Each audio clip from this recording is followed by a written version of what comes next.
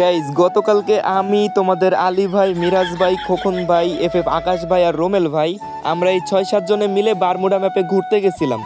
এখন ওইখানে আমাদের সাথে এমন একটা কাহিনী ঘটে যেটা তোমাদের সাথে শেয়ার না করলেই নয়, এই জন্য মূলত আজকের এই ভিডিওটা করা। মানে আমাদের টিমে মোট 2 জনের কাছে বাইক ছিল, খোকন ভাইয়ের কাছে আর একে মিরাজ ভাইয়ের কাছে। খোকন ভাইয়ের কাছে ছিল জিক্সার বাইক আর মিরাজ ভাইয়ের কাছে ছিল R15।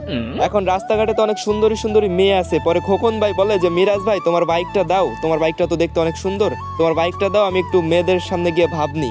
পরে মিরাজ ভাই বাইক দিতে অস্বীকার করে, কারণ তার শ্বশুর বাড়ি থেকে গিফট করা বাইক, এই জন্য সে খোকন ভাইরে দিবে না। এইটা নিয়ে খোকন ভাই আর মিরাজ ভাইয়ের মধ্যে একটা ঝামেলা তৈরি হয়। তবে একটা জিনিস আমার অনেক বেশি ভালো লাগছে, এই এত ঝামেলার মধ্যেও আলী ভাই আর আকাশ ভাই ছাদের এক কোনায় বসে গেম খেলতেছিল।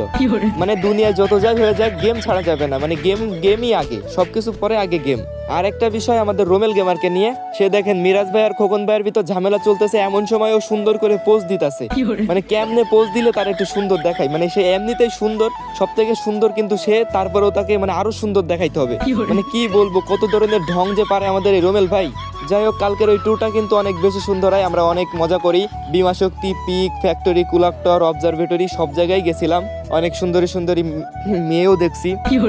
তো গাইজ ভ্লগটা ছিল আজকে এই পর্যন্তই। আপনাদের কাছে কেমন লেগেছে ভ্লগটা অবশ্যই কমেন্ট করে জানাবেন। আর ভাবতেছি কালকে নেক্সট ম্যাপে ট্যুর দিব, আপনারা সবাই আমাদের ভ্লগের সাথেই থাকেন। আল্লাহ হাফেজ।